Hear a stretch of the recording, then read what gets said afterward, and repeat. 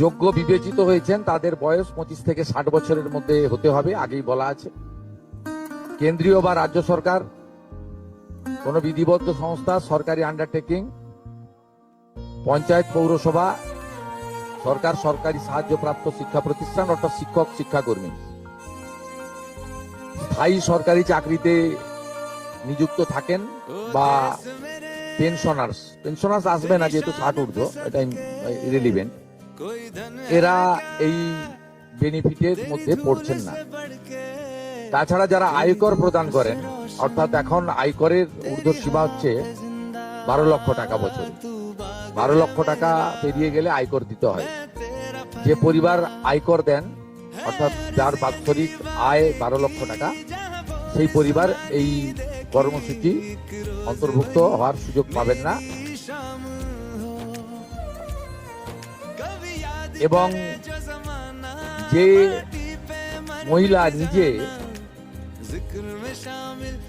10,000 টাকার বেশি নিজে উপার্জন করেন মাসে, তাকেও এর বিবেচনার মধ্যে প্রাথমিকভাবে আনা হয়।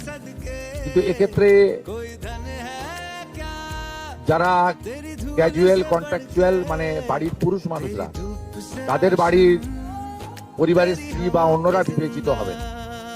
যদি কোনো মহিলা, এটা একটি নারী অর্থনৈতিক সশক্তিকরণের স্কিম, সেক্ষেত্রে যিনি সরাসরি নিজে 10,000 টাকার বেশি উপার্জন করেন তাকে বিবেচনা করা হবে না। 25 থেকে 60-এর মধ্যে যারা 3,000 টাকার কম ভাতা পান, ধরুন উইডো পেনশন 1,500 টাকা এই মাস থেকে হয়েছে, গত মাস পর্যন্ত ছিল 1,000 টাকা, তাদেরকে হায়ারটা দেওয়া হচ্ছে, 3,000 টাকাটাই দেওয়া হচ্ছে অন্নপূর্ণা যোজনা। এই ধরনের যত স্কিম 25 থেকে 60 মহিলাদের রয়েছে, যারা 3,000 টাকার কম পান বিভিন্ন ভাতা, তাদেরকে 3,000 টাকার অন্নপূর্ণা যোজনার ভাতাটাই দেওয়া হচ্ছে।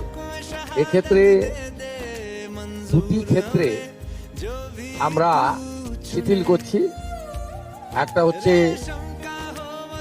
দিব্যাঙ্গ ভাতা যারা পান, তারা দুটো ভাতাই পাবেন। তারা দিব্যাঙ্গ ভাতা যেটা আগস্ট মাস থেকে 1,500 হয়ে যাবে, সেটাও পাবেন। অন্নপূর্ণা যোজনা 3,000ও পাবেন, শুধুমাত্র ফিজিক্যালি চ্যালেঞ্জদের ক্ষেত্রে আর পিএম কিষাণ সম্মান নিধির ক্ষেত্রে। এই দুটি ক্ষেত্রে আমরা এটাকে শিথিল রাখছি। এছাড়াও এর আগে যেটা অনেক মহিলার নাম বাদ চলে গেছিল, 3 কক্ষ বিশিষ্ট বাড়ি, এটা গ্রামের ক্ষেত্রে এক্সাম করে দেওয়া হয়েছে। গ্রামের ক্ষেত্রে কোনো বাড়ির সংখ্যা রাখা হয়নি, শিথিল করে দেওয়া হয়েছে। অর্থাৎ গ্রামীণ এলাকার মহিলারা এবারে আরো বেশি সংখ্যায় সুযোগ পাবেন। তাদের ক্ষেত্রে, গ্রামীণ ক্ষেত্রে 3 কক্ষ বিশিষ্ট বাড়ি, যেটা জুলাই মাসে ওই ক্রাইটেরিয়াটা থাকার কারণে অনেকে বঞ্চিত হয়েছেন, এবারে আর বঞ্চিত তারা হচ্ছেন না।